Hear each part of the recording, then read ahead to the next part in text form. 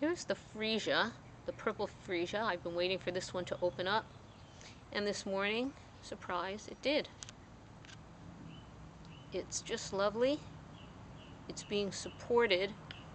This is just a little too floppy to stand up on its own, and the sun is shining on it. I can't tell if it's making this exposure too light. And there's a slight breeze too, which made still pictures a little difficult to take. Let's see if we can get into the throat of it. There it is. It's just beautiful. Just gorgeous.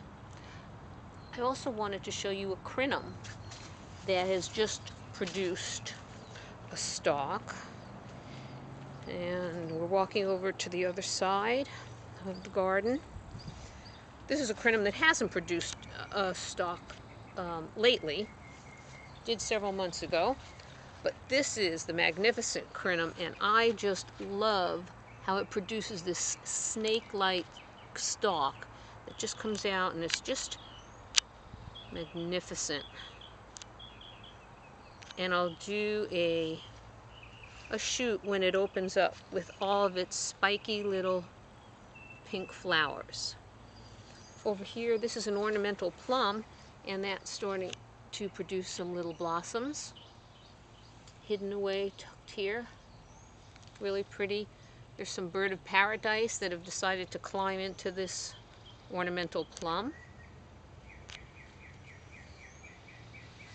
Okay, and I'm going to take you back through the garden a little bit and show you the dracunculus. This is the just a really, really pretty new leaf that's unfolding off of the rubber tree. Okay, and we're coming down the garden this way. This is the almond tree, and there's some little almonds forming.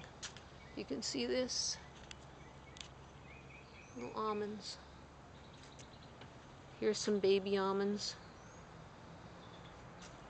And here's the salvia that's growing up inside the almond tree. Still some more of those almond blossoms. And this is the apricot tree with apricot blossoms. More of the blossoms are higher up. This is a little early for the apricot. And then we're going to go down and let's see. Just a lot of stuff that is slowly coming up as the weather's getting warmer. But this is the dracunculus, the voodoo lily. Unfortunately, I don't think it's going to bloom this year. It's gathering its strength. And this is the bark, the trunk of it, that is just so beautiful. It's mottled, and there are two little baby buds down at the bottom. But I've been told that it shouldn't produce a flower. The flower's supposed to come up first, and if it has all these leaves, it's probably not going to flower this season, and it's probably going to just build up its reserves, and hopefully next season it will flower. Let's see, I've got some star jasmine over here, and oh, I forgot. Okay, this is the ornithogalum. This is the Star of Good Hope, and here we have just beautiful, beautiful blossoms. And 1, 2, 3, 4, 5. I think it's going to have as many as 12 on this one stalk. It's just stunning. The sun is shining on it. It's just beautiful. And then over here, this is that freesia that has been having a difficult time standing up. That's the remains of the first bract of flowers that came out. But this is the second bract. And it's just lying there flat underneath the peach tree. And I see we've got some of those potato bush flowers over here. Stunning color. There's the whole bush, and this is also kind of hidden underneath the peach tree. this is, I believe it's a, what's it called? A hyacinth, but I don't think it's got enough reserves. It produced a beautiful flower last year. I don't think it has enough reserves for this year. And then this is the columbine, a yellow columbine. And this is one of the patches of fairy lilies, the white, the candida one. And that's not, well, that blossomed like prolifically earlier in the year. And then this is one of the Tacoma stands. And we have the Dale's Garden sign with the little tiny bird houses. Here, this Tacoma stands is just really growing up. This is at the entrance to part of Dale's Garden. And if you can see, there's a huge, let's see, this is a banana flower. And there's another bracket of bananas. And more of these just stunning Tacoma stand blossoms. Look at all of the buds on there. Just incredible. And underneath, one of my garden friends, Dallas, sent some ditch lilies to me, and these are just a few of the ditch lilies that are just starting to come up. I have them in another location, and those are doing, those are ahead of this batch over here. Anyhow, let's see. I'll shift over to, this is a grapefruit tree. Lots of little grapefruit starting. And we'll come over to, that's a Valencia orange tree with lots of oranges on it. This Valencia orange was not a great tasting orange this year, but we used it for juice and we mixed it with the Hamlin orange. And this was this is a Cara Navel, and that had fantastic oranges. I don't see many buds on it right now. It may be cyclical, it may be skipping a year, but those oranges were fantastic. Oh wait, there's some buds right up there. Let's see. Yeah, we will have some Caras this year. You know, they're really sneaky. You have to hunt around in the leaves to find the blossoms. Oh, here's another one right here, so that's going to be one.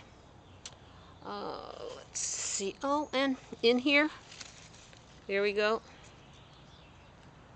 Some more.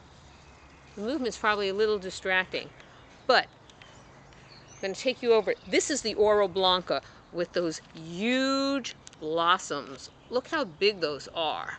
Those are just incredibly huge, and the fruit itself is really huge.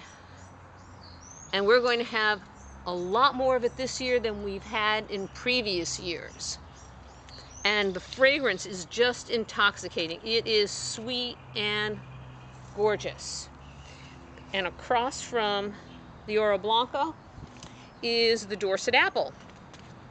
And there are some beautiful apple blossoms. Some of them are pink, some of them are white. And it makes great apple butter. There you can see the tree. And then I'll come over to the loquats. This is one of the loquats. And the fruit's getting bigger. Whoops. There it is. This actually is two trees together.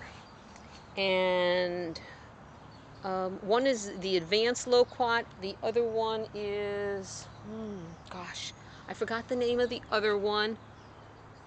But the third loquat, which has the greatest, best fruit on it, is the Macbeth. And that one is over here. And these are huge loquats.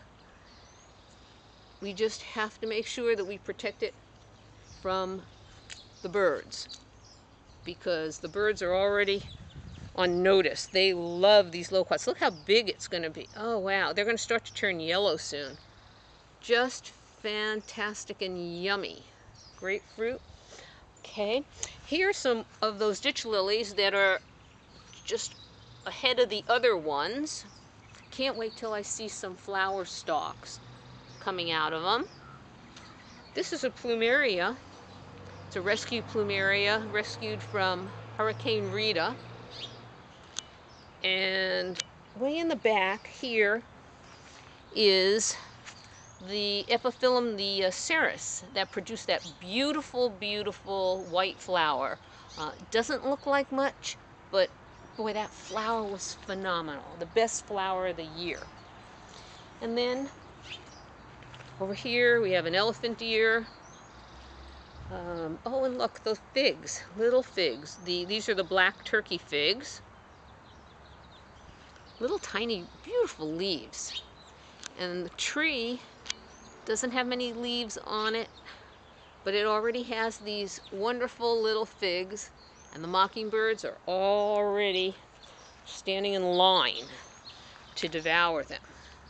And there's another little daylily, ditch lily, more over there, some fairy lilies, and we've got more fig tree leaves, another huge elephant ear back here. This is kind of a baby loquat over here, hasn't produced any flowers yet.